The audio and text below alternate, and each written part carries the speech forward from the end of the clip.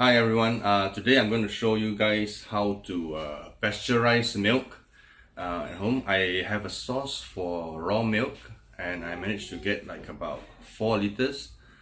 And what I'm going to do is I'm going to put it in my slow cooker, which is connected to a sous vide controller.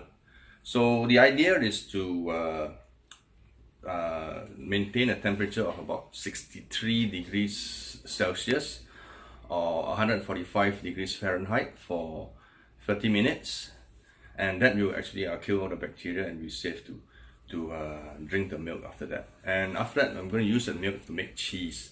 And the reason why we have to pasteurize it is to make sure that the milk is safe. At the same time, at this low temperature and a longer pasteurization time, we can actually make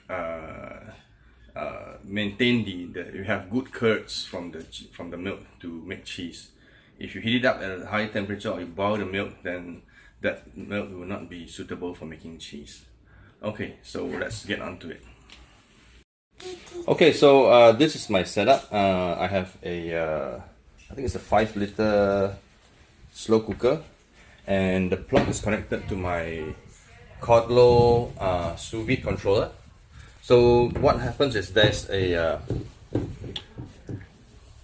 thermocouple here, and it's inserted into the liquid or inside the slow cooker, and it gives feedback to the controller to turn on or turn off the power, to heat up or to maintain or to cool down the liquid. So with this, I can actually set the temperature to a desired temperature I want, whether for sous vide cooking steaks, or in this case, I'm going to use it to control the temperature of the milk and maintain it for 30 minutes. So I'll pour the milk into the slow cooker now and then turn on the controller. Okay, so I filled the milk into the slow cooker, and then you have to make sure that the end of the thermocouple doesn't actually touch the bottom of the slow cooker. So you're actually measuring the temperature of the milk.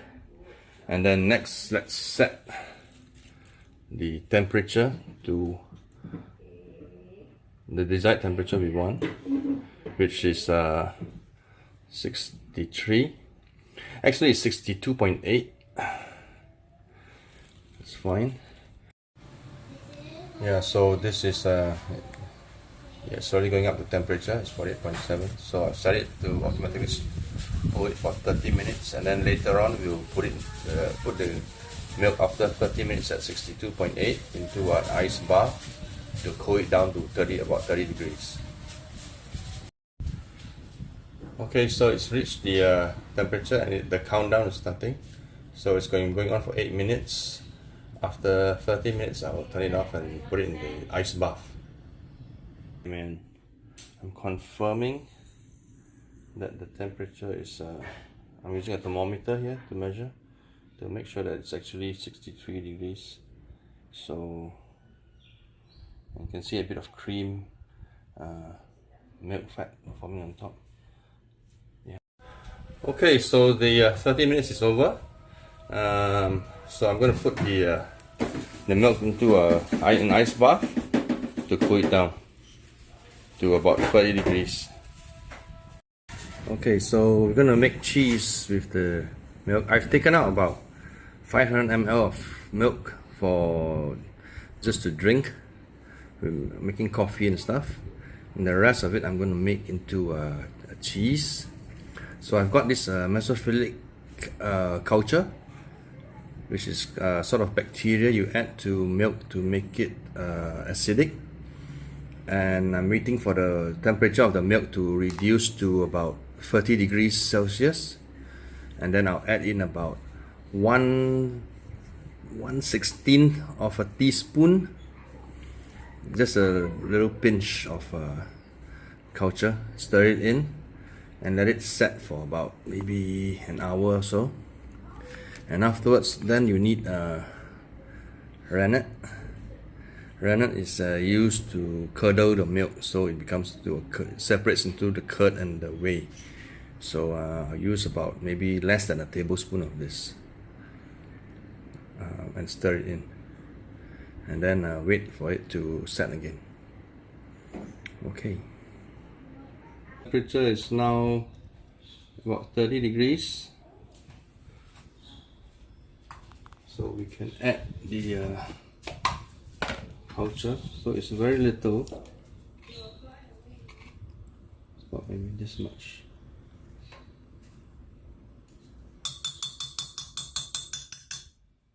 And we will mix it thoroughly.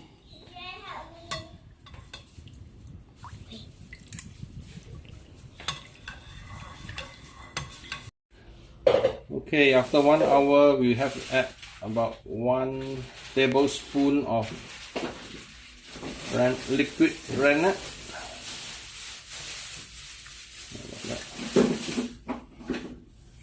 Okay, and then you stir it. Make sure this will make the milk curdle, so to separate the curd and the whey. And in about 45 minutes to 1 hour, it will separate into cheese.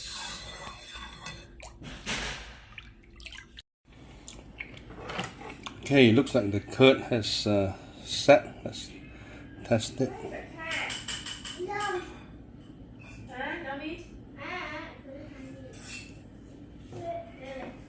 It looks like it's done. So you need to cut up the curds into smaller sizes.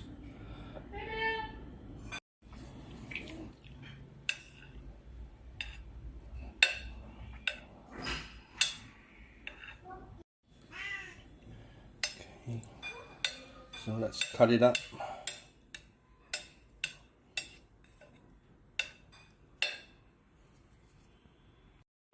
So these are the cheese curds, and the liquid is the whey. So what we need to do next is to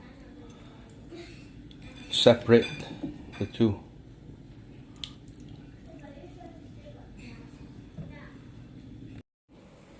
Okay, so now we're going to separate the whey. This is the whey. So we want to scoop up as much as we can. I got all the curds are actually settled at the bottom. So let's remove as much whey as we can from the curds to make things easier.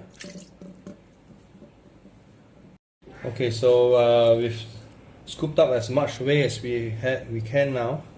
This is actually a container which has holes. This will actually form the cheese. I'm using a cloth inside to strain the cheese, right? Strain the curd from the whey. So I'm going to put this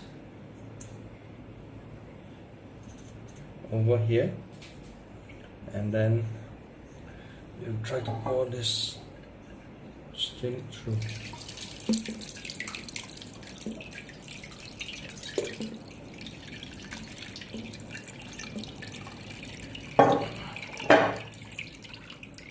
So that's quite a lot of water which will come out.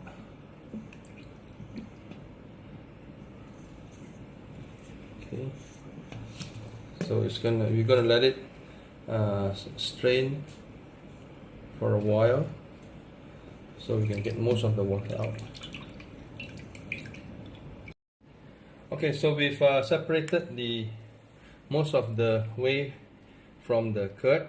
The curd is in this, and I've placed this inside another container, so you can see it's going to drip down while this is staying afloat, separated from the liquid. So this is going to go here. At the same time, I'm going to add in about 1 tablespoon of salt, Himalayan salt or sea salt. You can use either. Salt the cheese.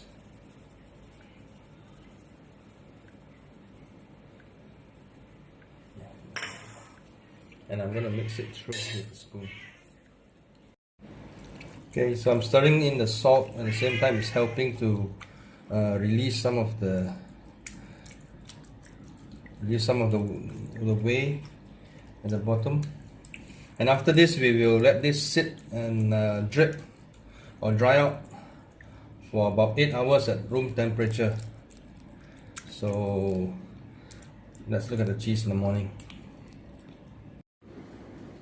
Okay, so that's done. Cover it up, let it rest, let it and drip as much liquid out from the solids as possible. And you check it out in about 8 hours. So after about 24 hours in the fridge, and all the whey has been has dripped. There's no more whey coming out from the cheese. I'm removing it from the fridge, and you can see it's a solid block now. So this has to be aged for about 2 weeks to develop more flavor. Okay, so what I've done is I've cut the cheese into smaller pieces and placed them in a tofu maker with the muslin cloth. So I'm going to close it, and we're going to press it a little bit so it gets that square shape, and then it's going to go into the fridge for about maybe 2 to 3 weeks to age. So hopefully we'll be back by then to taste. Yeah, here's a sandwich I made with the cheese. It's quite gooey, and it took me about 3 weeks in the fridge to mature a little bit, but it's a nice flavor, a bit salty, and great for sandwiches. So hope you guys try it.